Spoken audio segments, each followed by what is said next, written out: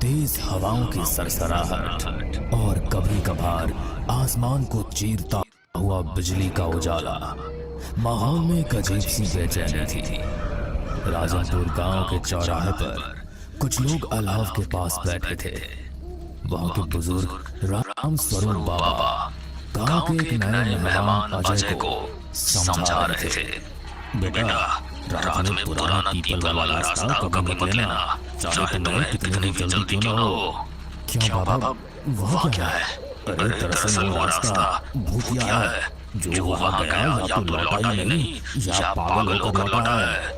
बाकी गांव वाले सहम गए, लेकिन अजय जो शहर से आया था इन बातों को अंधविश्वास समझकर हंस देता है। राम स्वरूप बाबा ने धीरे धीरे कहानी शुरू की। बहुत साल पहले उस रास्ते पर एक भीषण हादसा हुआ था। गांव के ठाकुर साहब की बेटी राधा की वहीं हत्या हुई।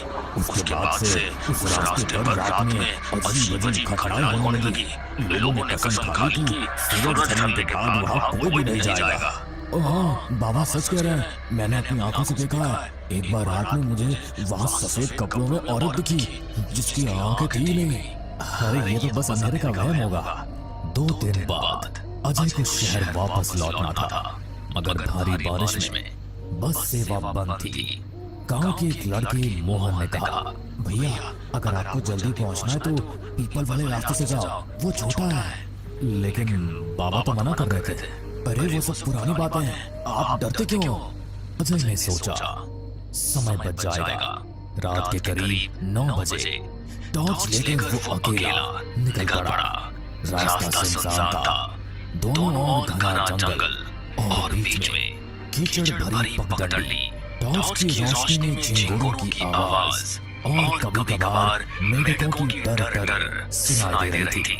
अचानक पीछे से किसी के पैरों की आहट आई। अजय ने टॉर्च घुमाई, पर वहां कोई नहीं था।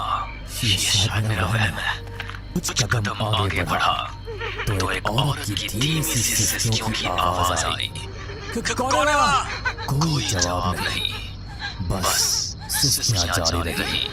थोड़ा आगे बढ़ते ही टॉर्च की रोशनी में एक सफेद साड़ी पहने औरत दिखी। उसके लंबे खुले बाल चेहरे को ढक रहे थे।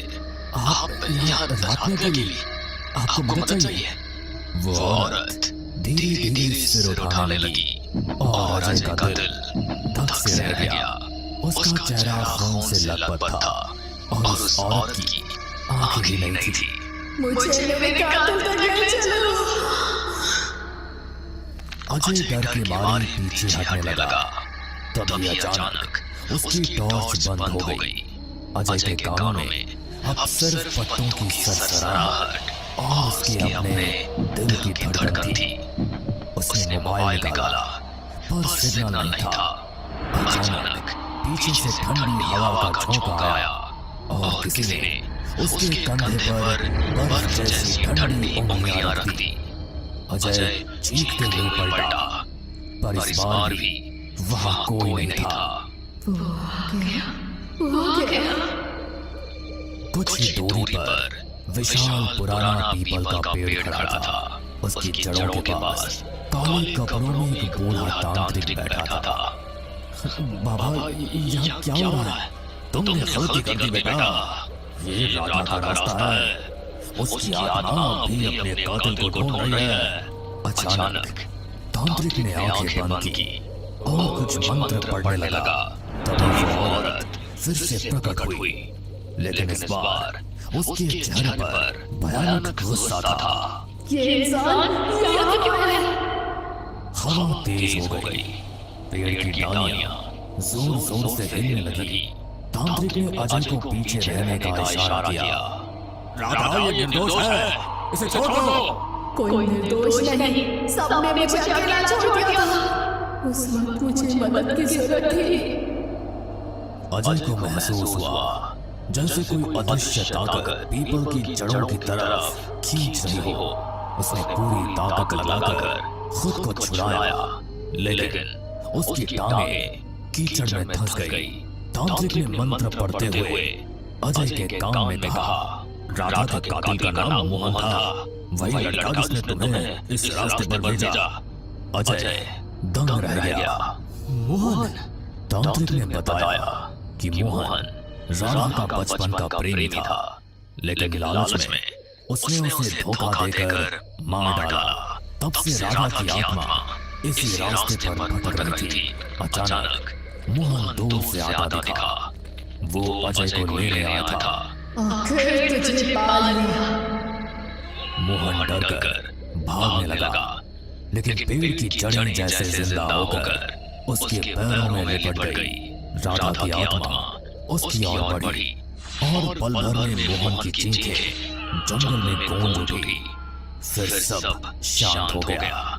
अब मैं जा रही हूँ, लेकिन ये रास्ता हमेशा याद रखेगा। जिसने मुझे धोखा दिया उसका अंजाम क्या होता है। इतना कहकर उसकी परछाई धुएं में बदलकर गायब हो गई। तांत्रिक ने अजय को गांव तक छोड़ दिया। अगली सुबह गांव में खबर फैल गई कि मोहन लापता है। अजय ने किसी को सच नहीं बताया, लेकिन जब भी वो उस रास्ते के बारे में सोचता, उसकी रूह कांप जाती। राम स्वरूप बाबा का एक ही वाक्य उसके मन में गूंजता रहा। बेटा, रात में पुराना पीपल वाला रास्ता कभी मत लेना। पिछली घटना को 6 महीने बीत चुके थे। अजय अब शहर लौट चुका था, लेकिन रात में अक्सर नींद के बीच चौंक कर उठ जाता। हर बार उसे वही सपना आता, पुराना पीपल का पेड़ और राधा।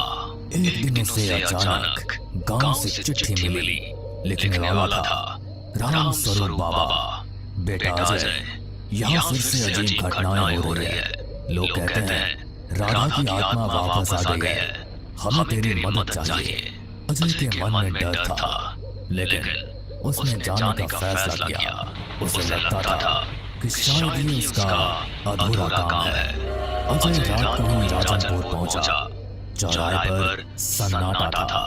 हवा में ठंडक और एक अजीब सी बदबू फैली हुई थी। राम स्वरूप बाबा उसका इंतजार कर रहे थे। बेटा, तुम्हारे जाने के बाद से 3 लोग उस रास्ते से गायब हो गए, लेकिन राधा तो मोहन को ले जाने के बाद चली गई थी। बेटा, हम भी यही सोचते थे, पर लगता है उसकी आत्मा और भी शक्तिशाली हो गई है। तभी एक और आदमी, कमलेश, जल्दी आया। बाबा, कालू चरवाहा आज शाम उसी रास्ते पर गया था और अब तक लौटा नहीं। अजय ने गहरी सांस ली। ठीक है, मैं आजाद नहीं जाऊंगा, लेकिन अकेला नहीं। मुझे कोई चाहिए जो रास्ता जानता हो। कमलेश ने हिचकिचाते हुए कहा। मैं चलूंगा, लेकिन अगर कुछ हुआ तो मैं भाग जाऊंगा। राम स्वरूप बाबा ने दोनों को तांत्रिक गिरधारी के पास भेजा। वही तांत्रिक जिसने पिछली बार अजय की मदद की थी। इस बार राधा अकेली नहीं है, उसके साथ और भी आत्माएं हैं। ये लो, ये लाल धागा पहन लो। रात के 10 बजे अजय और कमलेश